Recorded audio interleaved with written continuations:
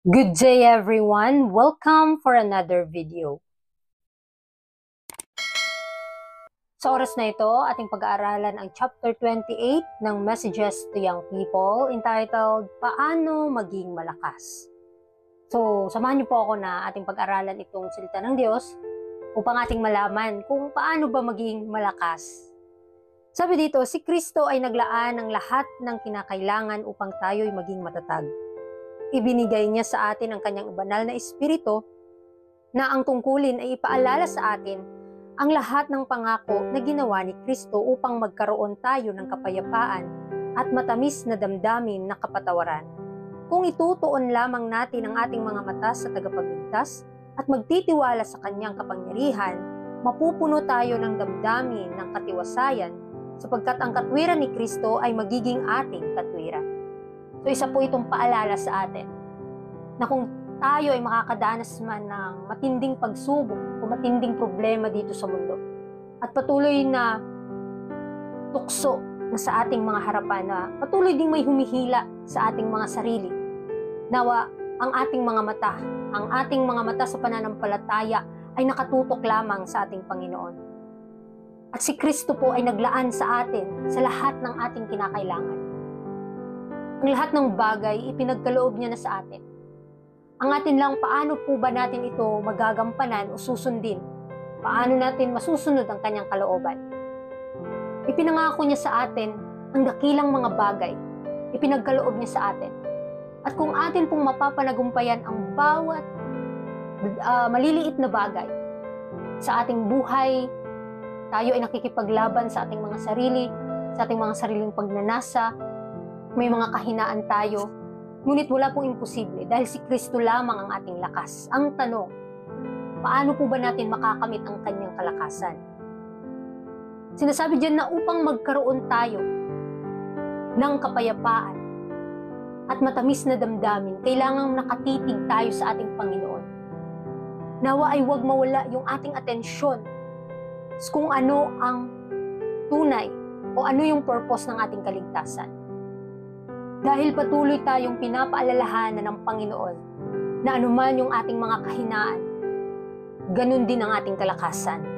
Na kung magtitiwala tayo sa Kanya, bibigyan niya tayo ng imposible para sa atin. At gagawin niya yung mga bagay na hindi natin kayang gawin. Kaya kailangan buong puso nating gampanin o gawin ang ating mga gawain para sa Kanyang kaluwalhatian. Nawa ay mapag-isipan natin na tayo ay naghahanda lamang, nagmumold ng ating karakter. At paano natin mapapanagumpayan ang ating mga sarili. Nawa ay matulungan natin ang ating mga sarili upang matulungan din tayo ng Panginoon. At nakatuon lamang sa Kanya upang ang tagumpay na Kanyang binigay sa atin ay atin pong makamit. Upang ang Kanyang katwiran, ang Kanyang merito ay atin ding magiging katwiran. Sabi pa dito, dinudungisan natin siya sa pamamagitan ng pagsasalita tungkol sa ating kawalan ng kakayahan. Sa halip na tumingin sa ating sarili, ituon natin ang ating mga mata kay Jesus at patuloy na magnilay sa Kanya. Araw-araw na nagiging higit na katulad niya, higit na may kakayahang magsalita tungkol sa Kanya, mas handang makinabang sa Kanyang kabutihan at tulong at tumanggap ng mga pagpapalang iniaalok niya. So ito lamang po ang ating tanging pag-asa para makamit natin yung tunay na kalakasan, tunay na tagumpay. Huwag na tayong tumingin sa sarili nating mga nagawa, sa mga sarili nating nagampanan o na-accomplish ba, dahil mafe-failure lang tayo, mawawalan lang tayo ng kalakasan. Bagkus ituon natin ang ating mga sarili sa Panginoon upang makita natin ang mga dakilang bagay na hindi natin naiintindihan, upang maramdaman natin ang pag-ibig ng Diyos na sa atin ay pinagkaloob. Kaya pinapaalalahanan tayo na anuman yung mga nagawa natin na mga kabutihan ay hindi ito sa ating mga sarili, bagkus sa Panginoon ito. At anuman yung ating natapos, anuman yung ating nagampanan, nagawain, o natapos sa buong taon, sa buong araw, nawa ay magbigay ito ng kaluguran sa ating Panginoon. Ano man ang ating mga ginagawa, huwag tayong mapanghinaan, huwag tayong tumingin sa sarili nating kalakasan, kundi sa kalakasan ni Kristo, sa kalakasan, sa biyaya ng Panginoon lamang tayo umaasa, dahil siya ang ating kaligtasan. Habang tayo'y nabubuhay sa pakikipag-isa sa Kanya, tayo'y lumalakas sa Kanyang lakas, nagiging tulong at pagpapala sa mga nasa paligid natin. Kung gagawin lamang natin ang ayon sa nais ng Panginoon, ang ating mga puso ay magiging parang mga banal na alba. Bawat kwerdas ay magpapalabas ng papuri at pasasalamat sa tagapagligtas na ipinadala ng Diyos upang alisin ang kasalanan ng sanlibutan. Ito po yung paalala sa atin ng Panginoon. Habang tayo nabubuhay dito sa mundo, nawa hindi maputol yung koneksyon natin sa Panginoon. Dahil patuloy tayong nakikipag-connect sa Kanya, patuloy din siyang nagbibigay sa atin ng kalakasan at pagpapala. Nawa tayo mga kapatid, ay huwag nating pahintulutan yung mga bagay dito sa mundo na magiging hadlang para tayo ay mawala at masayang yung biyaya na pinagkaloob niya sa atin. Isipin natin, paano ba natin ginagampanan ang ating mga tungkulin? Paano natin ginagawa ang ating mga gawain? Nagbibigay po ba ito ng kaluguran sa Kanyang harapan? Nagpapasaya at nagpapalugod po ba tayo sa ating Ama sa Langit? Na patuloy nating ninanais ng ating mga puso na mapabanal ng ating Panginoon? Isipin natin, saliksikin natin ang ating mga sarili. Saliksikin natin ang banal na kasulatan. Isipin natin na habang tayo nabubuhay sa ating pakikipagkaisa sa Panginoon, tayo ay nagiging malakas. Tayo ay nagiging pagpapala sa ating paligid.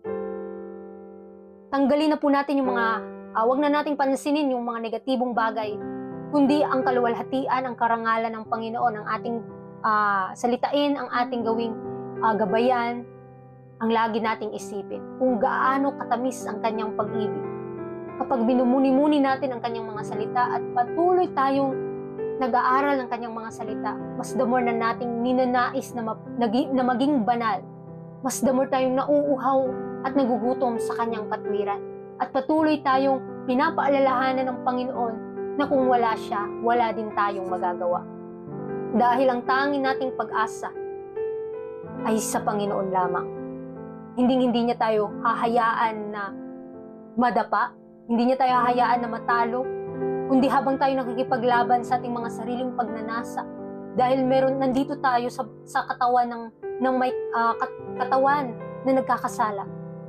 Na natural sa atin na nagnanais na magkasala. Ngunit meron tayong freedom of choice. Kailangan piliin ang katwiran ni Kristo, piliin ang Kanyang biyaya upang tayo ay maging sakdal sa Kanyang harapan.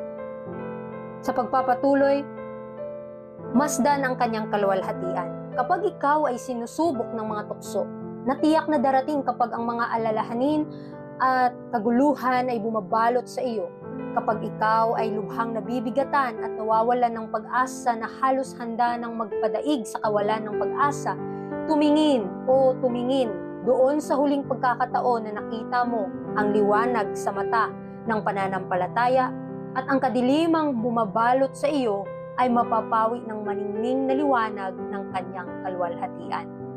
Ito lamang ang ating tanging dalangin na nawa hindi mawala ang ating pagtingin sa kaluwalhatian ng Panginoon. Na patuloy nating masdan ang Kanyang kagandahang loob. Patuloy nating suriin ang Kanyang kabutihan upang ito'y ma-apply sa atin at upang ito'y maipakita natin sa mga tao. Dahil marami ngayong mga taong hindi pa nakakaalam ng katotohanan, hindi pa nakakakilala at nakatikim sa pag-ibig ng Panginoon. Tayong mga nakadanas na ng pag-ibig ng Panginoon, kung papaano niya tayong iniligtas, ganun din sa mga tao. Dahil lahat tayo dito sa mundo iniligtas. Pantay-pantay tayo sa harap ng Panginoon. Ang tangi lang nating sabihin sa mga tao na meron tayong personal na tagapagligtas na ililigtas tayo anuman ang kasalanan na naghahari sa ating mga puso. Tandaan natin na kapag tayo sinusubok ng mga tukso at patuloy na humihila sa ating mga damdamin, na parang nagkakasala tayo at nagiging tamad tayo na manalangin, kundi kailangan panatilihin nating maging tapat sa Panginoon. Humingi tayo ng tulong sa Kanya. Anuman yung yung ating pinagdadaanan, anuman yung pakiramdam natin, na feel natin na sobra na tayong makasalanan dahil ang dami na nating mga nagawang pagkakamalit, nadapa na tayo sa daan. Ang Panginoon ay patuloy siyang nagre-reach out. Ano mga kapatid, nagre-reach out sa atin para tayo ay bumangon at magpatuloy sa pakikipaglaban ng mabuting pakikipaglaban ng pananampalataya. Kaya huwag tayong mapanghinaan kung tayo ay sinusubok. Dahil sa pamamagitan nito, ito yung paraan ng Panginoon para tayo ay mapabanal at para tayo ay maging sakdal sa kanyang harapan. Kapag ang kadiliman bumabalot sa ating paligid, ipakita natin ang liwanag ng katwiran ni Kristo upang ang mga tao sa paligid ay makita nila kung gaano kaganda at kabuti ng Panginoon.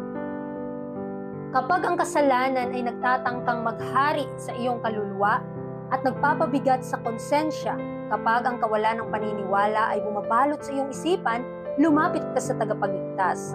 Ang kanyang biyaya ay sapat upang lupigin ang kasalanan. Patatawarin niya tayo at gagawin tayong masaya sa Diyos. Napakaganda mga kapatid. Patuloy tayong humingi ng tulong sa Panginoon. Patuloy natin siyang yakapin ng kanyang salita. Na i-feel natin na tayo mahina. Tanggapin natin na tayo nagkakasala at nagkakamali at wala tayong magagawa. Hindi natin kayang baguhin ang ating mga sarili kung wala ang biyaya ng Panginoon. Kaya kung isipin natin kung tayo ay mahihina, mas the more natin kinakailangan ang kanyang biyaya, mas doon tayo nababago. Nawa ang ating isipan ay mapabanal ng kanyang mga salita at ang ating mga puso ay madalisay ng kanyang mga pagpapala. Gamitin natin ang mga bagay dito sa mundo para maparangalan siya, para mabigyan niya tayo ng kasakdalan. Mismo ang karakter ni Kristo ay naway maangkin natin dahil ito lamang ang hinihintay ng buong langit para makatanggap tayo ng buhos ng huling ulan. At kapag ka nabuhusan na tayo ng huling ulan mga kapatid, ito yung buhos ng banal na espiritu upang ano yung bunga na pinapakita natin. Ito po ba ay mabuti? Ito po ba ay banal? Ito'y magiging hinog kapag nabuhusan na tayo at doon na tayo makakatayo sa huling pagsubok ng ating buhay. Kaya huwag tayong mawala ng pag-asa dahil patuloy tayong pinapaklakas ng Panginoon. Sa kabila ng ating kahinaan, hindi niya tayo iniwan. Patuloy siyang nagpapaalala at gumagabay ano ang dapat nating gawin para makapanagumpay. Kaya kung ang kasalanan, kung plano ng kasalanan ay nagtatangkang maghari sa ating kaluluwa, kailangan iwaksi natin ito sa pamamagitan ng pagyakap ng kaluwalhatian ng Panginoon, sa pamamagitan ng pagmumuni-muni ng kanyang mga salita, at patuloy na nating isipin kung gaano kabuti ang Panginoon. Dahil gagawin niya tayong masaya sa kanyang harapan, sa kanyang tabi. Yakapin natin ang kanyang kalooban. Huwag na nating pag-usapan ang ating kakulangan at kawalan ng lakas. Kalimutan ang mga bagay na nasa nakaraan at magpatuloy tayo sa daang patungo sa langit. Huwag nating sayangin ang anumang pagkakataon na kapag napakinabangan ay magpapabuti sa ating paglilingkod sa Diyos. So ito yung lagi nating tatandaan, na anuman yung kabigatan ng ating loob, anuman yung mga napagdaanan natin na nakaranas tayo ng matinding pagsubok at patuloy tayong pinapahinaan o nanghihina tayo sa mga pangyayari, sabi ng Panginoon, kalimutan mo na yan. Dahil nandyan siya sa ating harapan, handa niya tayong baguhin, handa niya tayong yakapin. Huwag tayong magpapadala sa ating mga nararamdaman dahil ang kabanalan ay hindi nakadepende kung ano yung nararamdaman natin, kundi kung ano yung prinsipyo, ang standard ng Panginoon, na kung alam mo ang katotohanan, kailangan mo yung lakaran. May feelings ka o wala, kailangan mong kunin ang biyaya ng Panginoon, gamitin ito upang malakaran natin ang bawat salita ng Diyos at tutulungan tayo ng Panginoon ayon sa kanyang pangako. Kung tinutukso tayo, iwaksi natin ito at patuloy nating yakapin ang kalooban ng Panginoon. Kung feel natin nakukulangan tayo, sabi nga ng Panginoon, bibigyan niya ng pagpapala ang mga gutom at uhaw sa kanyang katwiran. Bibigyan niya, ipagkakaloob niya sa atin ang kanyang biyaya dahil kung ninanais talaga natin ito. Dahil kapag ang tao ay punong-puno na ng kabutihan sa kanyang puso at hindi niya nakikita na siya'y kulang, delikado. Hindi na pagkakalooban ng Panginoon ng pagpapala nito. Hindi niya nabibigyan ang mga hindi nagnanais nito. Kaya tandaan natin, naisin natin palagi mga kapatid, huwag tayong maging kontento lamang kung anong meron tayo na katotohanan, kundi mas saliksikin pa natin ng malalim ang katotohanan ito upang mabago tayo, upang mapabanal tayo ng kanyang mga salita. Sabi pa dito, kung magkagayon tulad ng mga gintong sinulit, ang kabanalan ay magsisilbing hibla sa ating mga buhay at ang mga anghel na nakakakita ng ating lubos na pagtatalaga ay uulit ng pangako, gagawin ko ang isang tao na higit na mahalaga kaysa sa pinong ginto, maging ang tao kaysa sa gintong blok inang oper. Ang buong langit ay nagagalak kapag ang mahina at di perpektong tao ay nagkakaloob ng kanilang sarili kay Jesus upang mamuhay ayon sa kanyang buhay. Ito ang kalooban ng Panginoon, na kahit tayo ay mahihina, kahit tayo ay hindi perpekto sa lahat ng bagay, ngunit pinagkaloob natin ang buong puso natin sa paglilingkod sa Diyos. Tandaan natin, ang merito, ang katwiran lamang ni Kristo ang ating tanging pag-asa at ang ating katwiran para makaharap tayo sa Ama sa langit. Dahil siya lamang ang tanging nating pag-asa, tinubos tayo mula sa pagkakasala. Huwag nating sasayangin ang mga pagkakataon na ito upang ang ating buhay ay maging dakilang halimbawa sa mga tao sa ating paligid. At patuloy tayong ginagabayan ng Panginoon kung ano yung dapat nating gawin para maging pagpapala din tayo sa iba. Gagawin ng Panginoon ang isang tao na higit na mahalaga kaysa sa pinong ginto, mga kapatid. So mas mahalaga tayo kaysa sa lahat ng bagay na ito. Kaya huwag nating sayangin yung mga pagkakataon na pinagkalooban tayo ng Panginoon ng mga dakilang bagay, mga dakila ng mga pagpapala, at higit sa lahat, ang kanyang biyaya na nakakapagligtas sa mga mahihina, makasalanan at di perpektong tao. Tanggapin natin na tayo nagkakamali at nagkakasala at patuloy tayong yayakapin ng Panginoon. Patuloy niyang ibibigay ang pagpapala at patuloy niya tayong aabutin ng kanyang mga dakilang kamay dahil tayo ay iniligtas ng Panginoon. Kagalakan sa pamamagitan ng pagsisisi. Ang mga kondisyon ng kaligtasan para sa tao ay itinakda ng Diyos. Ang pagpapakumbaba sa sarili at ang pagdadala ng krus ay mga paraang ibinigay para sa nagsisising makasalanan upang makamit ang kaaliwan at kapayapaan. Ang pag-iisip na si Jesus ay nagtiis ng kahihiyan at sakripisyo na kailanman ay hindi tatawagin ang tao upang maranasan, ay dapat magpatahimik sa anumang boses ng pagreklamo.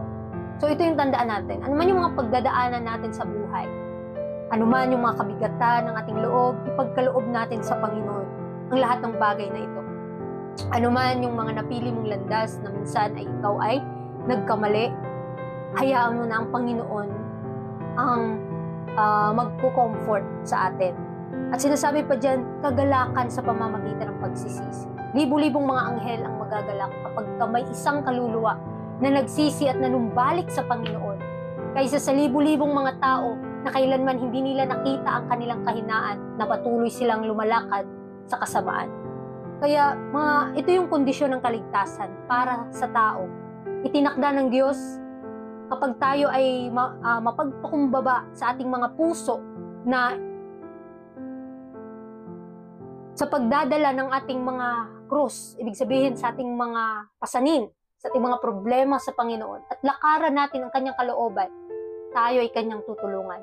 Hindi niya tayo bibiguin sa laban na ito. Kapag magpatuloy lamang tayo sa ating mga pananampalataya sa Panginoon na may mga maipapakitang mabuting gawa, dahil ang Panginoon po yung gumagawa para sa kanyang kaluwalhatian. Kaya mga kapatid, huwag tayong mapanghinaan. Ang Panginoon nagsabi, nasa kanan kamay ako. Hindi niya tayo iiwanan.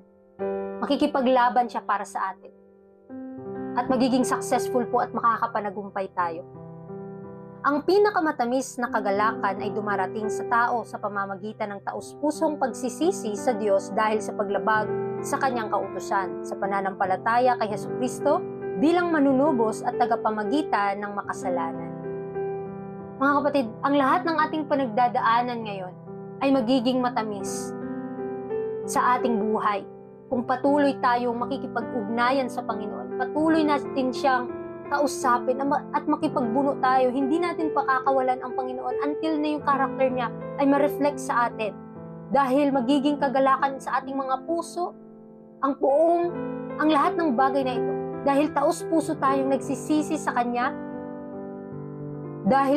dahil aminado tayo na nakalabag tayo sa Kanyang kalooban. Tulungan nawa natin ang ating mga sarili na magpatuloy sa laban. Sa pamamagitan ng biyaya ni Kristo, makakapanagumpay tayo. At nawa sa ating pananampalataya, huwag tayong mapanghinaan. Anuman yung ating pinagdadaanan, anuman yung mga struggles and hindrances, maging isa po itong pagpapala. Nawa ito po ang magiging daluyan. Ang mga pagsubok, mga kapatid, nawa ito yung maging ladder to a Christian progress para tayo'y umunlad sa ating pamumuhay, sa ating ugnayan sa ating Panginoon upang lumago tayo sa biyaya at makita ng mga tao ang karakter ni Kristo sa ating mismong mga ugali at mamold na po ang kaisipan ni Kristo sa ating buhay, sa ating isip. Mabago tayo. Kaya sa chapter 27 po ng Messages to Young People, nawa marami tayong sa chapter 28 po ng Messages to Young People, nawa marami tayong natutunan. Ito yung paraan, ito yung mga gabay na kung papaano tayo maging malakas sa pamamagitan ng pagtingin sa ating Panginoon sa Kanyang kaluwalhatian, kausapin siya at pagmasdan ng Kanyang kabutihan, marereflect sa ating buhay ang karakter ni Kristo. Kaya maraming salamat mga kapatid sa inyong pakikinig and God bless.